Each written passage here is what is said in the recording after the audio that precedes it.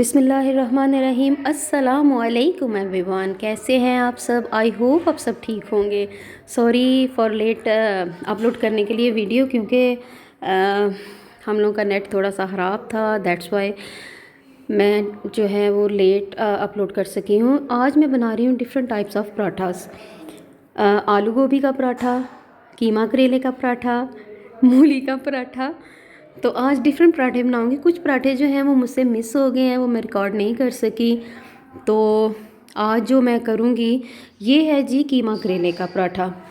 आप सोच रहे होंगे कि कीमा और करेले का क्या कॉम्बिनेशन है पराठे के अंदर डालने के लिए, बट मैंने इसका पराठा बनाया, यकीन जाने इतना टेस्टी था, इतना मज़े का बना था कि शायद मैं लफ्ज़ों में बयान ना कर सकूं। बहुत मज़े का बना था ये। यहाँ पे ये मैं बना रही हूँ कीमा और करेले का पराठा। तो रात का जो बचा हुआ सालन होता है, अगर आप उसे नहीं खाना चाहते तो आप उसको पराठे में डालें और आराम से खाएं, बहुत यमी बनता है। तो ये देखें, इसकी लुक देखें और इसका टेस्ट आपको यकीनन नहीं पता चलेगा, लेकिन इसे चाय में डिप करें और खाएं। ये देखें गर्मा गर्म पराठा। ये कीमा है, कीमा छोटा छोटा सा कीमा। तो डिश तो कोई भी अपनी मर्ज़ी की बना सकता है, बंदा किसी भी टाइप की रोटी बना सकता है, लेकिन मैंने सोचा कि आज जो है वो डिफरेंट टाइप्स ऑफ पराठास की जो है वो वीडियो बनाती हूँ और उसे अपलोड करती हूँ। तो इसके बाद जो है चाय के साथ खाने का अपना ही मज़ा होता है। बहुत सारे लोग होंगे जो मेरी तरह पराठे में डिप करके पराठे को डिप करेंगे चाय में और फिर खाएंगे। धुआं देखे कैसे निकल रहा है इसके अंदर से, गरम गरम पराठा खाने का मज़ा आता है।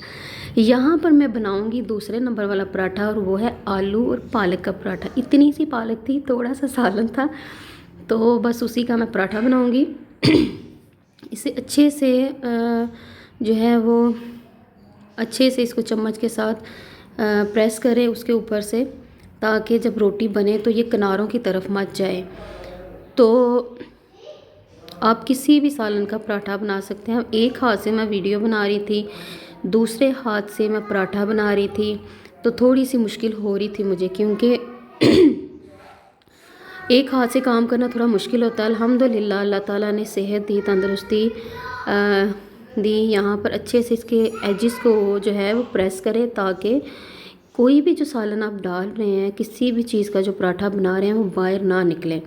यहाँ पर मैंने रखा है जी सामने, क्योंकि अब रोटी को मैंने इसको तवे पे डालना था और एक हाथ से तो बहुत मुश्किल था। तो पीछे मेरा बेटा जो है वो शरारतें कर रहा है, तो इसे मैं डालूँगी तवे पे, और इसको भी मैं चाय के साथ डिप करके खाऊंगी। अपना मज़ा होता है पराठे को चाय में डिप करके खाने से।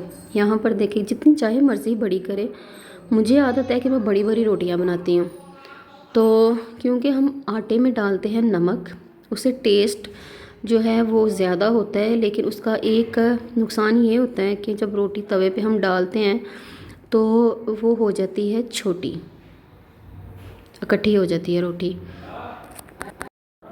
इसको भी किनारों से अच्छे से प्रेस करें, और ताकि इसके किनारे जो हैं वो एजेस जो हैं वो कच्चे ना रहें, क्योंकि जब अंदर रोटी के सालन होता है तो उसका ये होता है कि साइड, ये देखिए थोड़े से वाइट वाइट है ना, इसे आप अच्छे से प्रेस करें साइड से, क्योंकि इसे कपड़े के साथ तो प्रेस नहीं हो सकता, क्योंकि ये पराठा होता है, ऑयल लग जाता है। इस वजह से इसे इसकी मदद से जो है वो प्रेस करते जाएं, ताकि उसका जो कच्चापन है वो ख़त्म हो जाए। ये भी इतना मज़े का बना था पराठा। तो साथ में मैं दूध जो है वो बॉईल कर रही हूँ। ये बन गया पराठा। इसके साथ रखेंगे एक चाय का कप और इसे मज़े से डिप करके खाएंगे। पराठे की लुक से आपको पता चल रहा होगा कि कितना यमी है ये। तो साथ में भाई खा रहे थे, थोड़े से फ्रूट और थे बच गए थे, तो सोचा ये मैं खा लूँ, क्योंकि फ्रूट तो मुझे वैसे भी बहुत पसंद है, खासकर अनार सेहत के लिए अच्छा भी होता है और खाने में टेस्टी भी होता है। अब जो है वो मेरे ख्याल से आखिरी पराठा है, और ये पराठा बनेगा मूली का। और भाई ने बोला कि मुझे आज मूली का पराठा बना के दो, तो बस ये उन्हीं के लिए पराठा बन रहा है। गैस इतनी कम थी, बिल्कुल भी दिल नहीं करता नाश्ता बनाने के लिए, क्योंकि इतनी कम गैस पे कुकिंग करना बहुत मुश्किल होता है। तो यहाँ पर मैंने कैमरा दिया हुआ है अपनी बेटी को, तो वही रिकॉर्ड कर रही है। तो अभी छोटी है, 5-6 साल की है वो, तो उसके लिए थोड़ा सा मुश्किल हो रहा है। उससे मैं कह रही हूँ कि फ़ोकस करो पराठे के ऊपर, लेकिन उसे पता नहीं चल रहा, तो उससे मैंने लिया फ़ोन तो उससे थोड़ा सा रिकॉर्ड किया।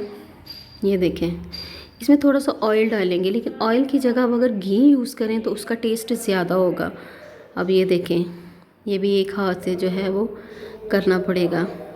मुझे काउंटर पे रोटी बनाने का ज़्यादा अच्छा लगता है, क्योंकि वो बेलन पे बनाना थोड़ा मुश्किल होता है और वो इतनी साइज़ की बनती भी नहीं है। और मुझे थोड़ी सी आदत है कि मैं बड़ी बड़ी रोटियां जो है वो बनाना पसंद करती हूँ, ताकि एक ही रोटी बनानी पड़े, दूसरी रोटी ना बनानी पड़े मुझे। ऐसी कोई बात नहीं है, जस्ट किडिंग। सिर्फ ये है कि कुछ लोगों को आदी होते हैं वो बड़ी बड़ी रोटियां बनाने के, कुछ छोटे साइज़ में रोटियां बनाते हैं, वो इतनी रोटियां बनानी पड़ जाती हैं कि मसला हो जाता है। यहाँ पर ये देखें, मूली का पराठा बना रही हूँ और इसको भी सेम वही जो है वो तरीके से उसी प्रोसीजर से बनाएंगे जिस तरीके से मैंने पहले पराठे बनाए हैं। साथ साथ मेरी आदत है कि मैं पराठे को प्रेस करती रहती हूँ, ताकि किसी भी जगह पे ये जो ब्राउन ब्राउन फूल से बन जाते हैं, एक जगह पे जो है वो इकट्ठे ना हो, सारे पराठे पे सेम होनी चाहिए कंडीशन। तो इस चीज़ का खसूसी तौर पर ख्याल करना चाहिए। यहाँ पर ये बना है बिल्कुल लो फ्लेम पे पराठा मूली का। तो आई होप आपको मेरी ये वीडियो ज़रूर पसंद आई होगी। इंशाल्लाह आप ट्राई कीजिएगा। उम्मीद है कि आपको भी बहुत मज़ा आएगा इस तरह के तरीक़ों से पराठा खाने में।